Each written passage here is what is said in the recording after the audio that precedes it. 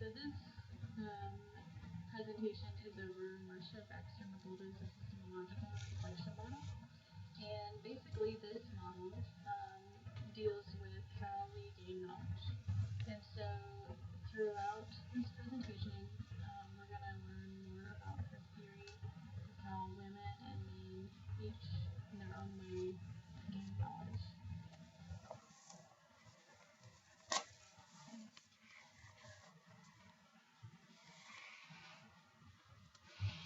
Okay, so here is an overview of this theory. The epistemological reflection is defined as our assumptions about nature, limits, and certainty of knowledge.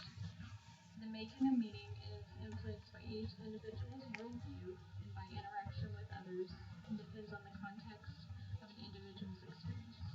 So the more we interact with others and the more we have experiences, the more we will make meaning out of things and gain knowledge from that. Ways of knowing can thus be understood through the principles of naturalistic inquiry, so just naturally just digging into things, which preserve the integrity of individual stories and experiences. So as we naturally tell our story and other people tell theirs, we will just learn more about each other and about just life and things. There are reasoning patterns. They are not mutually exclusive and may shift and change in context and over time. Patterns are related to but not dictated by gender. So throughout this presentation, there are gender-related patterns that will go along with each of the patterns of knowing that will be discussed in this theory. And so they can over time change. A woman is not going to have the same way of knowing now as what she did back then. So it's just different now. Student stories and interpretations of patterns are context bound.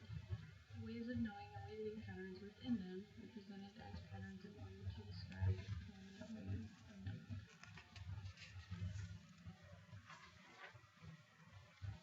Okay, so now we're going to move on to the 4 patterns of knowing. They are absolute knowing, transitional knowing, independent knowing, and contextual knowing. The first 3 patterns of knowing include gender-related patterns for male or female, but the last one does not, and as we go along, I'll tell you more about that. Alright, the first pattern of knowing is the absolute knowing. Basically, the student relies on authority to gain their knowledge, and basically the student's role is to obtain knowledge. In the act of learning, basically the students collect information and they trust that the teacher knows what they're talking about. When it comes to gender-related patterns, women tend to take a more receiving way about them. They take a more internal, nonverbal, and non-interactive approach to gaining knowledge. So basically, they don't really have a role. Basically, they're just receiving the knowledge. Whereas men take a mastery role in gaining knowledge, which this is more interactive, and they feel like they have mutual responsibility with the teacher on learning. So they're going to ask lots of questions. They're going to be critical, and they're just going to do what they can to try to strengthen their own knowledge. Okay, the second pattern of knowing is called transitional knowing. This basically is where the instructor's knowledge at times may be uncertain or limited. In this pattern, a lot of the students are looking to their peers more to explore their knowledge, and there is an increased focus on the process of learning. Students seek to resolve the uncertainty of knowledge. And so they rely on their peers more, but they also have just an increased um, just curiosity to learn more. When it comes to gender-related patterns, women take a more interpersonal approach. They, like I said, rely on their peers quite a bit, and in this stage, actually, authority plays less of a role in how they gain knowledge. Whereas with men, they take a more impersonal approach, and they are more individually focused. They feel like authority is still more reliable than with their peers.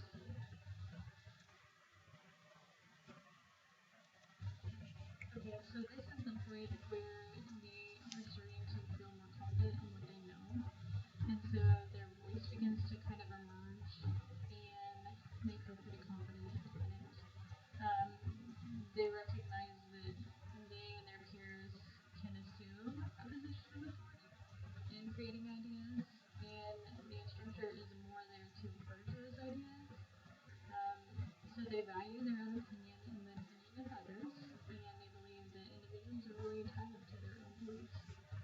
As far as the gender-related patterns go, women take on an inter-individual role, where they rely less on their peers. They have a stronger self-confidence in their own voice, and they feel like authority and individuals are on their own. Whereas men, they take on an individual role, and their focus is on their own thinking, and they hold fast to their opinions and disagreements. Um, they aren't really concerned about having their opinions validated by authority anymore.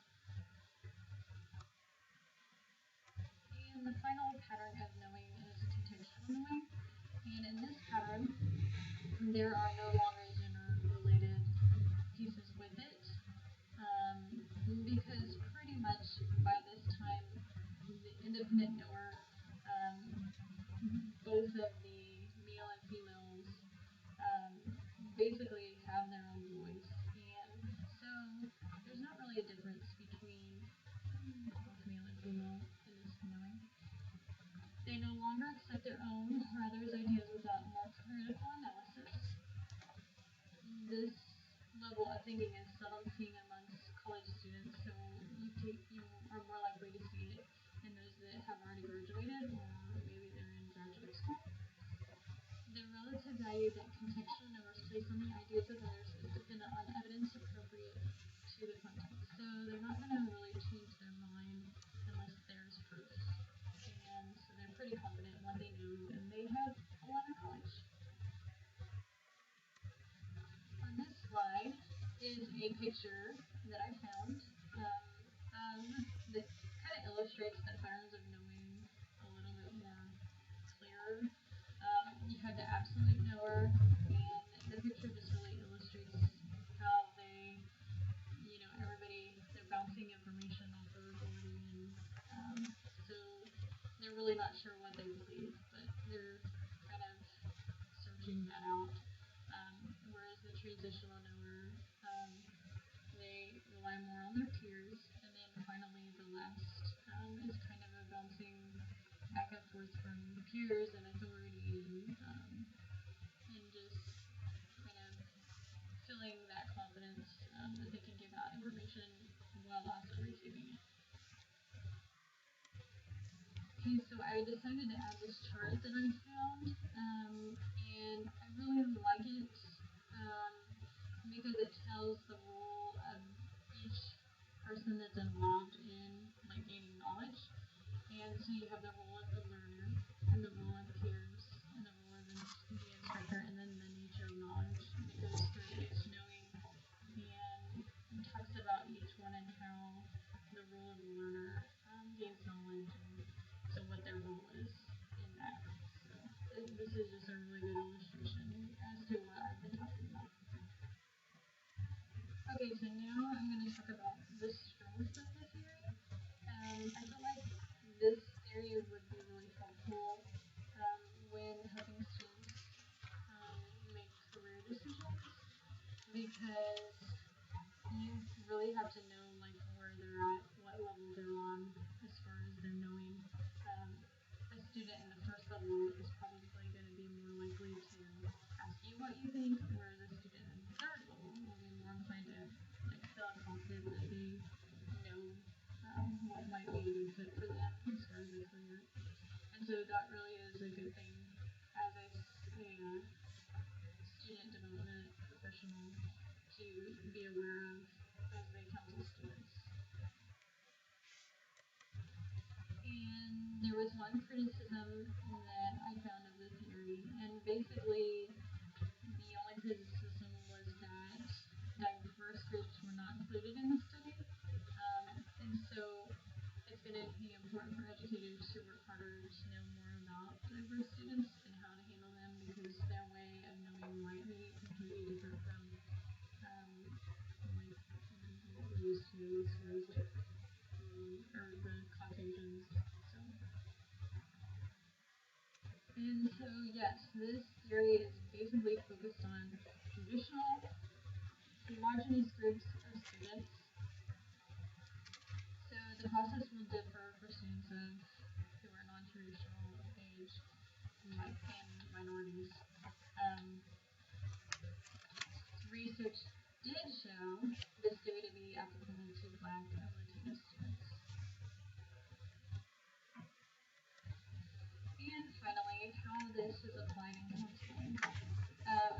With the absolute knowers, those are more than likely considered freshmen because they basically come to college not really knowing the answers to things and they feel kind of inadequate, and so they rely more on the counselor to kind of tell them what they feel as they develop their own voice.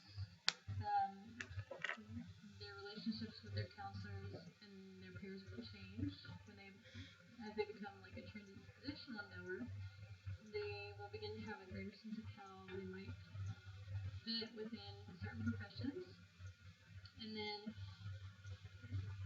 an independent knower is more of an upperclassman because they start to take the knowledge and understanding that they know and they get their own opinions on it, and so they're able to express those and make decisions for themselves.